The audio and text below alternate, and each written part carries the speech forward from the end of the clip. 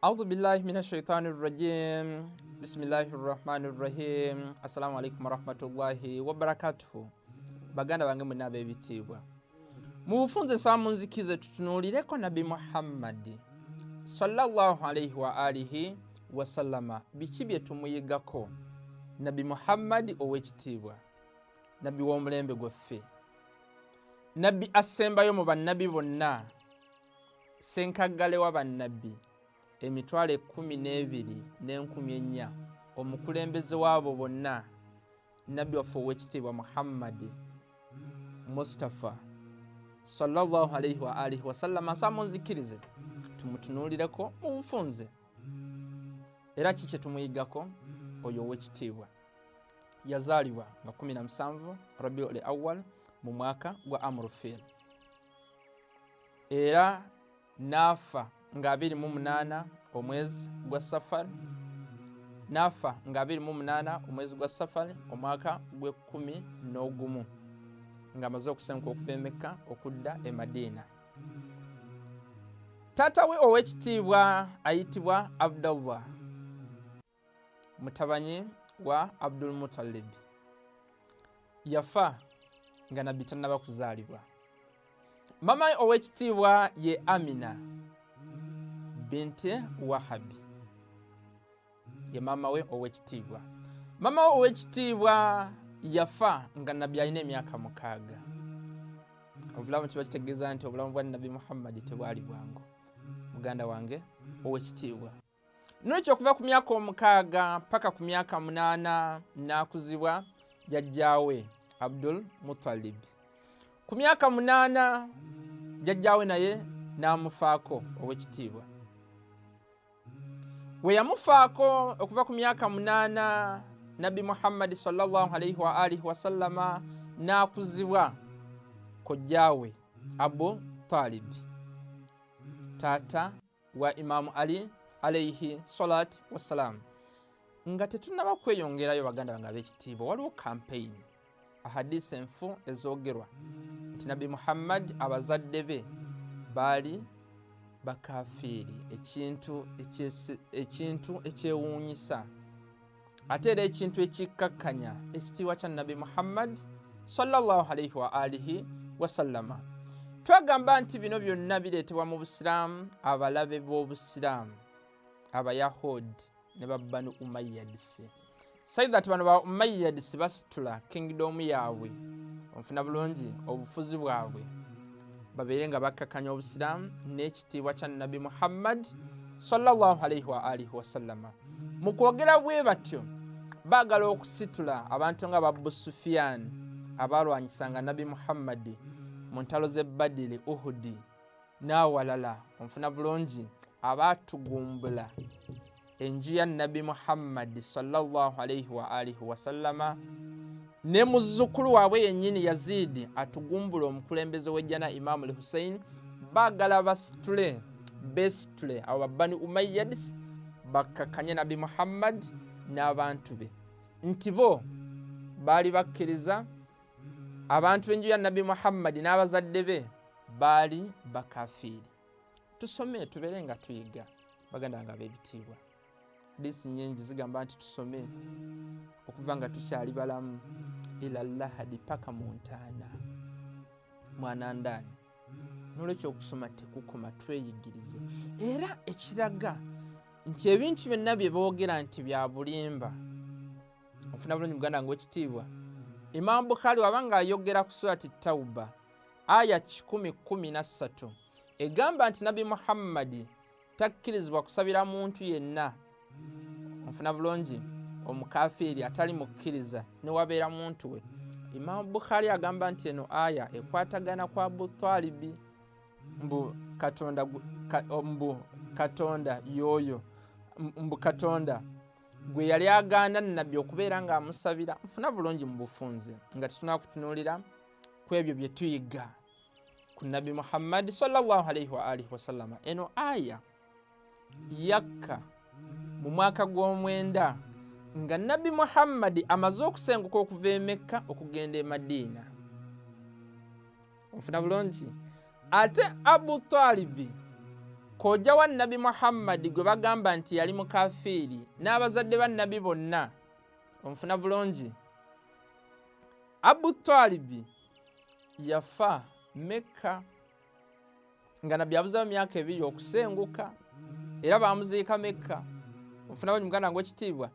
Aya gye bagamba nti ekwatagana kwa Abu Talib kojja wa nabi Muhammad mbi yali mukafiri ekkira Madina nga nabbi amaze okusenguka, era zimu ku aya nabi Muhammad ziyawa Khalifa Abubakar okugenda okusomera abantu b'e Mekka, n'amala n'amuyimiriza n'atuma Imamu Ali nti yabazitwala, era n'agamba la yuaddi anni illa ana au ahad min ahli bait alayhi salatu wassalam, teri asobola kukiikirira nabbi ow'ekitiibwa okujjako ye kennyini oba omuntu okuva mu bantu b'enju ye ba ahli bait alayhi salatu wassalam, betwagamba nti bebasika be Sahih Muslim volume 2 page 238, ekiramu kya nabi Muhammad inni tariku fikum thakalaini kitab Allah wa itiratu Qur'an abantu b'enju ye.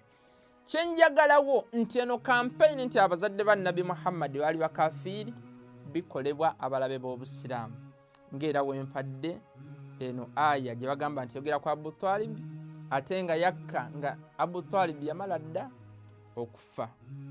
Nolwekyo biki ebimu birungi ki ebimu ku byokuba tetusobola kumalayo bye tuyiga ku nabi Muhammad sallallahu alayhi wa alihi wasallama muganda ng'ekitiibwa. Okusooka yali wa mazima era nga n'abakuffaaru abashiriku mu jahiliya period bamumanyi nga Swadikul Amin, ayogera amazima.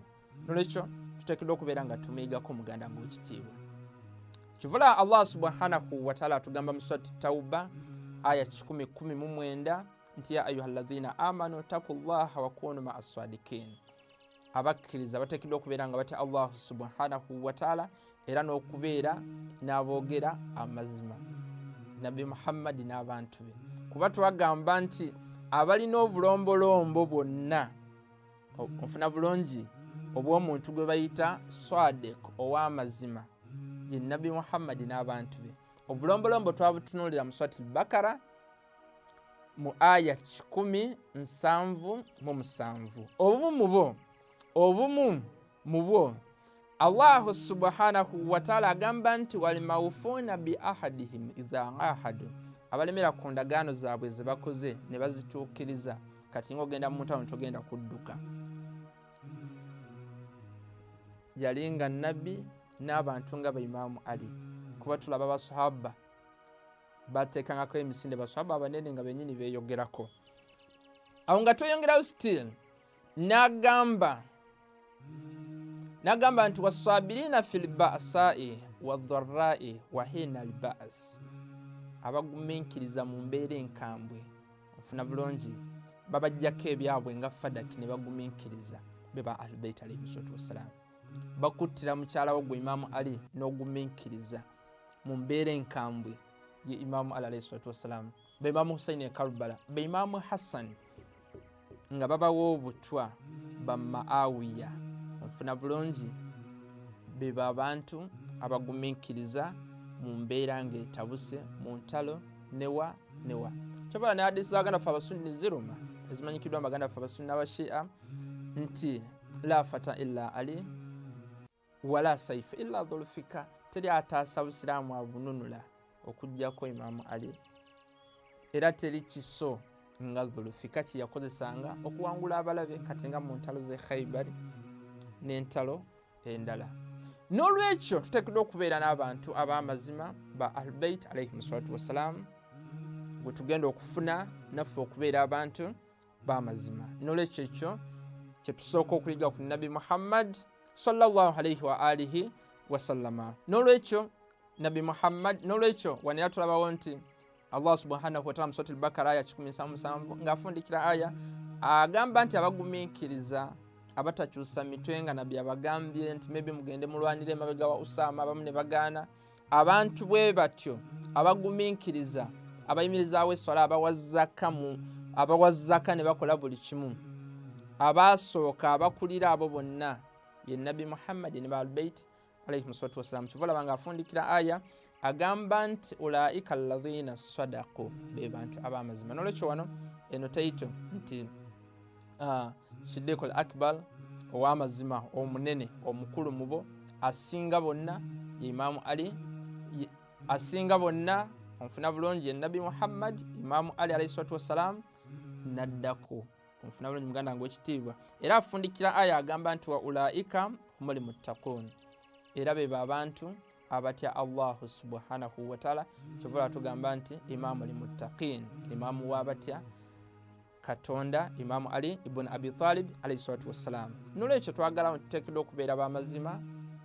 Okubeera ab'amazima tukituukako nga tutuuse nga tukolera ku nkola ya Nabi Muhammad, nti naye waba yali w'amazima n'abantu be duteekeddwa okwekwatako okubeera nga tetubula, nga bwe tugamba nti nga Nabi Muhammad avuddewo abamu bakyusa ekiraamo kye ekya Quran ne Ahlul-Bayt ekimanyikiddwa ne baganda baffe abasunni mu Sahih Muslim volume ey'okubiri peegi 238 ne bagenda ne beerondamu mu kifo Sakifa ekintu ekikontagana ne Suratul Qasas aya 68 nga tuyongerayo still Nabi Muhammad sallallahu alayhi wa alihi wa sallama ne bakyala be mu bufumbo bwe yali muntu omwenkanya, nga bwe tugamba nti mu Surati Nisa ya 3 Katonda agamba nti osobola okubeera nga wasa abakyala 2, 3 oba 4 naye nga okola obwenkanya mu bo. Oba tosobola wasa mukyalo omu, muganda wange ow'ekitiibwa, naawe sister ow'ekitiibwa, Nabi Muhammad wawasa maama waffe Khadija yateekamu ssente ze okuyimirizaawo obusiraamu. Laulamalu Khadija wa Saif Ali ibn Abi Talib lama aqama al-Islam. Singa tezaali ssente za Khadija n'ekiso kya Imaamu Ali obusiraamu tebwandiyimiriddewo era bwandibadde tebunywera. Onfuna bulungi, naye zaali ssente ze n'amaanyi Imaamu Ali g'ateekamu okuyimirizaawo obusiraamu. Nolwekyo lesson eriffe ffenna sister wange ow'ekitiibwa naawe brother, buli omu asobola okukola kyakola okubeera nga ayimirizaawo obusiraamu. N'oba omanyi aya emu gisomese munno, wuzu gisomese munno n'ebirala, so that bwe tunaakola ekyo Katonda ajja tukwatirako abeere nga atusaasira nga bw'atusuubiza mu Surati Tawba aya 71. Ulaika sayarhamuhumullah. In case tukoze ebyo, tuyimizaawo eddiini ye, tukoze buli kimu, agenda kutusaasira. Mu Surati Tawba aya 71 waakusaasira akuweza ddde eddungi.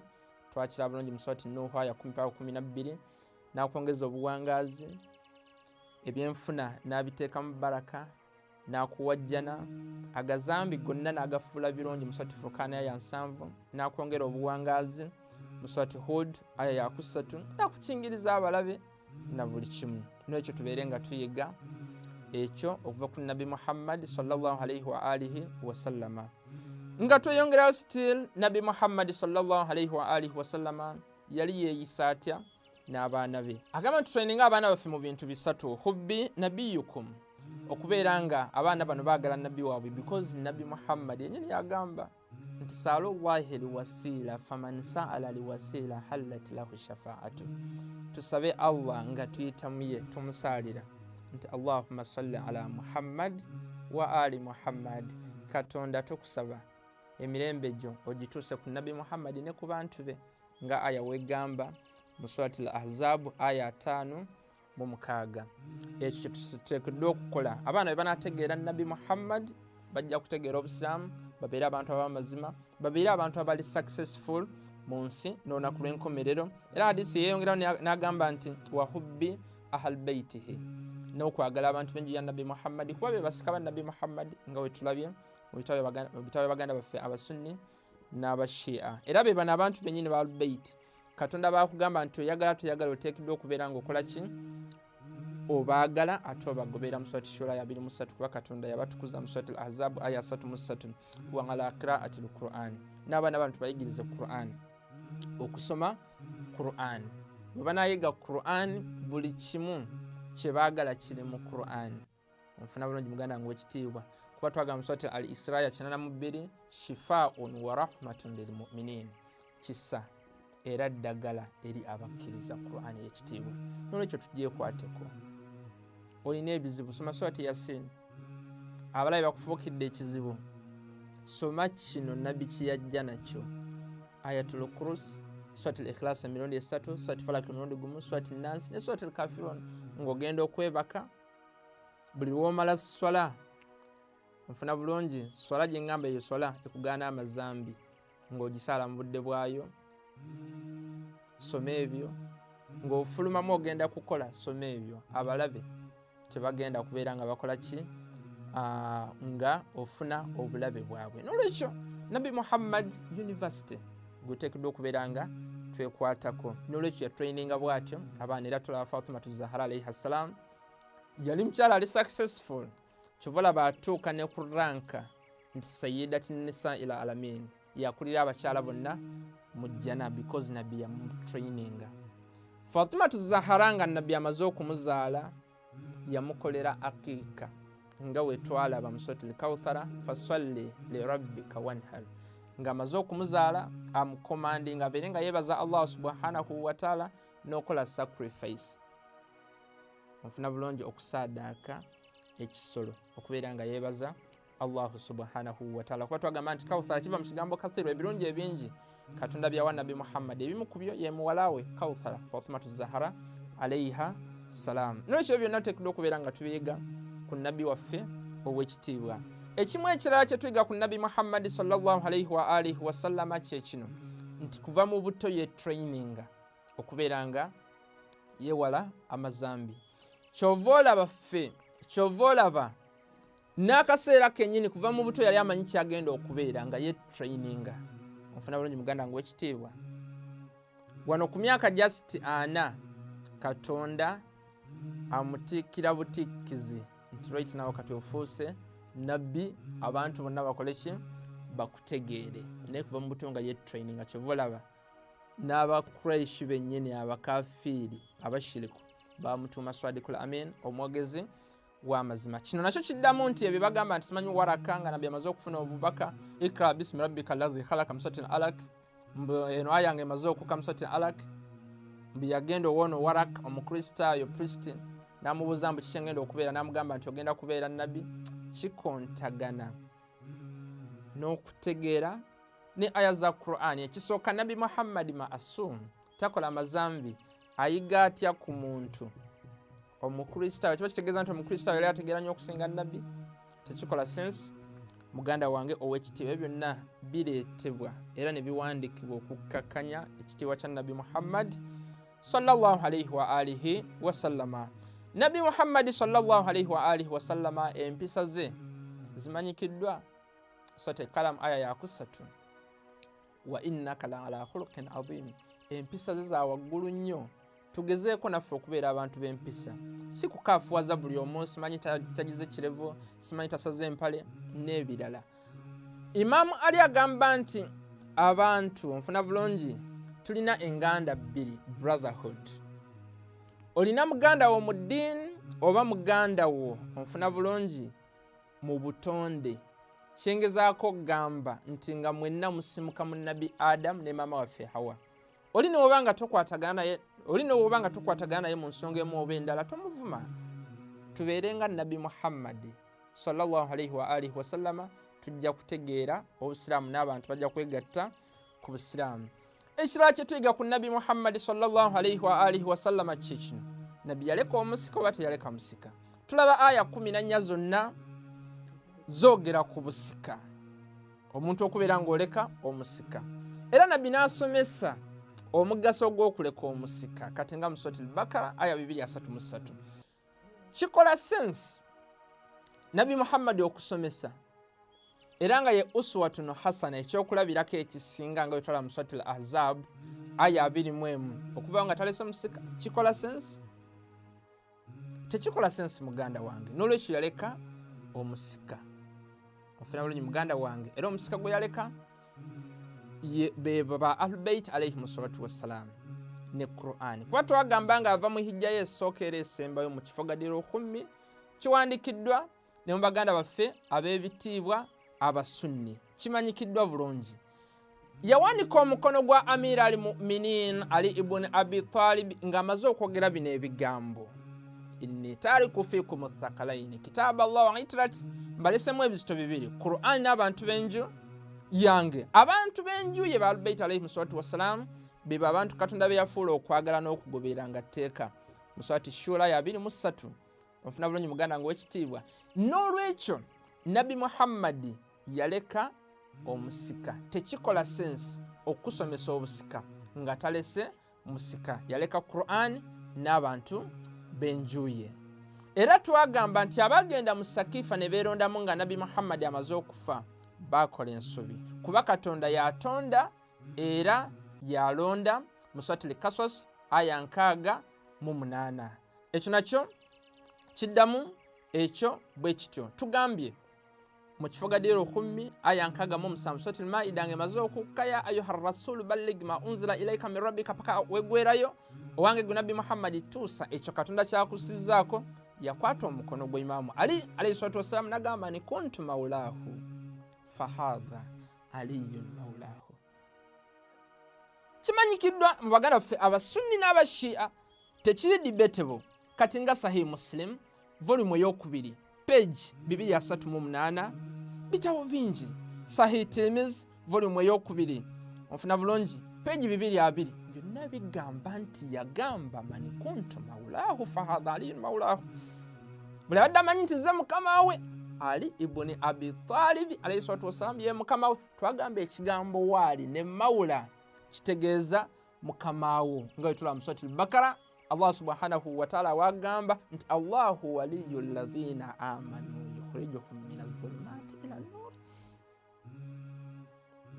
Omuntu akulinako obuvunaanyizibwa nga asobola okujja mu kizikiza dhulum n'akuleeta mu nur akubeerako n'obuvunaanyizibwa. N'olwekyo yali abalaga omusika we naye yayita balaga nti just mukwano gwe nti right now Ali Rafiq. Tekikola sensi nnaku 3 abatuuzizza mu musana Gadiru 10 nga tisobola kola sensi muganda wange. Nga twenga still Nabi Muhammad n'obushia bwaliwo ku mulembe gwa Nabi Muhammad oba tebwaliwo? Bwaliwo. Nfuna bulungi muganda wange ekitiibwa mu Surati As-Saffat aya 83 wa inna min shi'atihi la Ibrahim. Allah yenyini yagamba ne Qur'an Nabi Muhammad jazze nayo Katonda gyamuwadde. Agamba nti mazima Nabi Ibrahim yali mu bagoberezi bannabi Nuhu. N'ekyo ekigambo Shia kitegeeza omugoberezi. Era nga ekikozesebwa leero mu nnaku za leero kitegeeza abantu abagoberera ekiramu kya Nabi Muhammad Qur'an n'abantu be.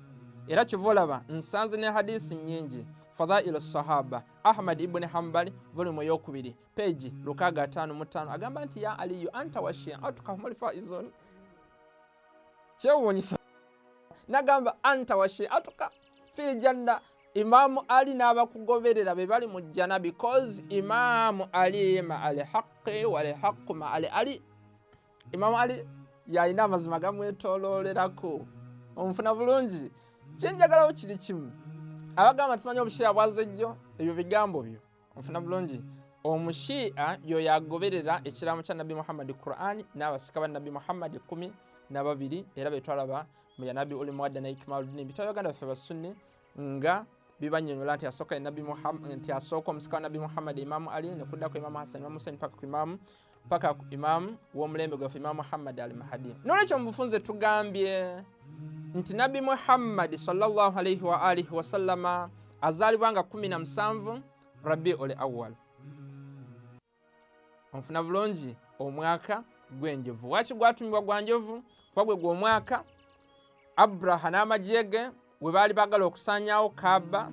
Abu Talib yani Abdul Muttalib n'asaba dduwa nti Katonda nkusaba obeere ng'okuuma enjuyo ekifo kyo. Onfuna bulungi Katonda nassa amagye n'amusaanyaawo nga wetwala mu Surati Fil oba sura ey'ekikumi-mu-ttaano. Ne tugamba nti Nabi Muhammad teyalaba ku kitaawe Abdallah. N'olwekyo yazaalibwa nga taata we yamala okufa Abdallah. Maama we yali Amina. Emirembe gya Katonda gibeere ku ye. Yafa nga Nabi Muhammad alina emyaka 6. Okuva ku myaka 6 paka ku myaka 8 Nabi Muhammad n'akuzibwa jjajjaawe Abdul Muttalib. Abdul Muttalib we yafiira Nabi Muhammad yalina emyaka 8. Okuva ku myaka 8 n'akuzibwa Abu Talib. Nfuna bulungi muganda wange w'ekitiibwa. Ne tugamba awo mu bufunze nti bino ebyogerwa nti simanyi Nabi Muhammad abazadde be baali bakafiiri bikolebwa abalabe b'Obusiraamu. era byaleetebwa abayahudi ne babbanu umayyads okubeera nga bagala kwesitula bakkakkanye nabi muhammad n'obusiraamu. ne tuwa ekyokulabirako mu sahih al bukhari, imam bukhari wabanga ayogera ku surati tauba aya 10:13 egamba nti nabi muhammad takkirizibwa kusabira muntu mukafiiri yenna, omujemu, omushiriku. imam bukhari agamba nti eno aya yali ekwatagana kwa abu talib mbi yali omushiriku. tukiddamu tutya? tugambye nedda. lwaki nedda? kuba eno aya yakka nga nabi muhammad yamala okusenguka dda okuva e Mekka okugenda e Madina, era yakka mu mwaka gwa 9 nga nabi muhammad amaze okusenguka okuva e Mekka okugenda e Madina. ate nga abu talib yali yafa dda e Mekka. onfuna bulungi? nekyo tekikola sense. aya esembyeyo okukka okubeera nga ekwatagana ku muntu eyafa edda kiba tekikola sense. muganda wange nsuubira olaba abantu engeri gye bazanyisaamu wano gundi politics n'okubeera nga bagala kukakkanya kitiibwa kya nabi muhammad. netugamba ekitabo kyokka ekiri swahihi ye Quran nga katonda wagamba nti fe abagiseera fe abagenda okugikuma mu surati al hijr aya ya 9 era ye Quran etalimu shaka, surati tauba aya ya 2. netugamba nti nabi muhammad bingi bye tumuyigako. ekisooka yali wa mazima, tuteekeddwa okubeera ab'amazima. ofuna bulungi? netugamba mu surati tauba aya 10:19 katonda agamba nti tubeere nga tumutya wakunu ma aswadikin, era tubeere n'aboogera n'ab'amazima. aboogera ab'amazima katonda abannyonnyola mu surati bakara aya 10:10 aya 17:7. obumu ku bulombolombo bwebwo nga tebadduka mu ntalo, bagumiikiriza mu mbeera ng'ekalubye. onfuna bulungi? tebalyazaamaanya balala n'ebintu ebirala. surati bakara aya 17:7. netugamba abantu bokka abo abakulembera abantu abo ab'amazima, onfuna bulungi, basenkaggale ab'amazima ye nabi muhammad n'abantu be. kyova olaba katonda abanga afundikira eyo aya agamba nti ulaika alladhina sadaku, be bantu ab'amazima. kyova olaba netugamba era ne imamu ali taita emanyikiddwako ye siddiqul akbar, ow'amazima omukulu, senkaggale nga nabi muhammad amaze okuvaawo. nabi muhammad sadiqul amin onabe ya siddiqul akbar. ofuna bulungi? n'olwekyo betuteekeddwa okubeera nga twekwatako, okubeera nga naffe tutuuka okukwesiima, tubeere abantu ab'amazima, tugaane okubeeramu abo abantu abakyusa ekiraamo kya nabi muhammad ne bagenda mu bifo nga sakifu okwerondamu ne bagamba nti nabi muhammad yeerabidde okuleka omusika. ate nga twagamba katonda yatonda era yalonda mu surati al-Qasas aya 68. n'olwekyo ni keesi omuntu akikoze aba agasse ku katonda n'ekintu ekirala. mu surati al-Qasas aya 68 katonda akinnyonnyola, ne mu surati al-Qasas aya 69 kuba katonda yamanyi ebituli mu mitima. netugamba nti nabi muhammad ne bakyala be yali akola obwenkanya, n'olwekyo tuteekeddwa okubeera abenkanya eri bakyala baffe nga katonda batukomandinga mu surati nisa aya ya 3.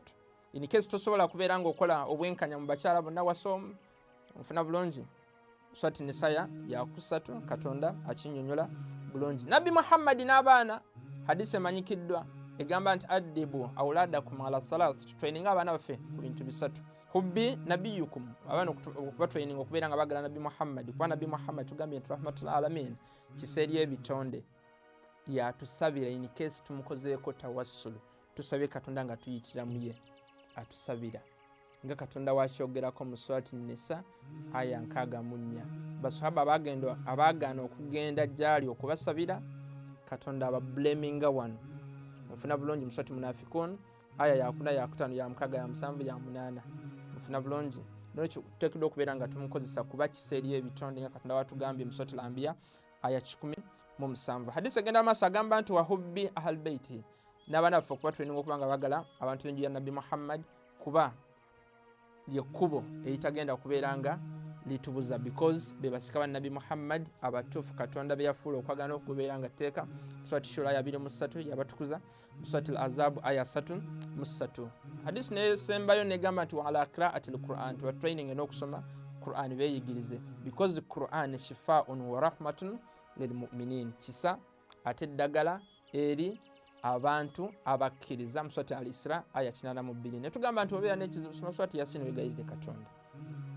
abalabe bakufuukidde ekizibu, soma ayatul kursi. onfuna bulungi? surati al-Ikhlas emirundi 3, surati al-falak, surati an-nas, surati al-kafirun. Wegaire Katonda nti ku lw'ekitiibwa kya Qur'an ndiwasanga eddagala nkingiriza abalabe. Nga omaze okusaala esswala onfuna bulungi mu budde, ate esswala netugamba nti ekuziyiza okola amazambi Katonda agenda okubeera nga akuyamba. Then nga tunabagenda kwebaka gisome, onfuna bulungi gisome byenkugamba. Then ng'ogenda ku mulimo bisome. Ebintu ebyo Katonda ajja kubeera nga akukwatirako. Kuba Qur'an abananfuusi bakufuukidde ekizibu. Soma surati al-munafiqun onfuna bulungi. Ne ayati endala Qur'an ddagala shifaa'un wa rahma nga kirabo nabbi kye yajja nakyo muganda wange ow'ekitiibwa. N'olwekyo tetusobola kubeera nga tumalayo Nabbi Muhammad, naye nga tuteekeddwa okubeera abantu abamwekwatako okumutegeera. Tetusobola kumutegeera okujjako nga tutunuulidde ekiraamo kye. Qur'an n'abantu benjuye Katonda bannyonnyola nti yabatukuza era n'abafuula okubaagala nga tteeka. Surati Ahzab ya 33, Surati Shura ya 23. N'ekyo biteekeddwa okubeera nga twekwatako. Nsaba Allahu subhanahu wa ta'ala akkirize ekitono kino kye tukoze, atufuula abantu Nabbi Muhammad bawolereza, atufuula abantu abafa nga tukyali ku kituufu, atufuula abantu ababeera n'empisa entuufu ngeza Nabbi Muhammad sallallahu alaihi wa alihi wasallama. Afunye omusomo guno nsaba beere ng'osharingira abalala. Wassalamu alaikum warahmatullahi wabarakatuhu.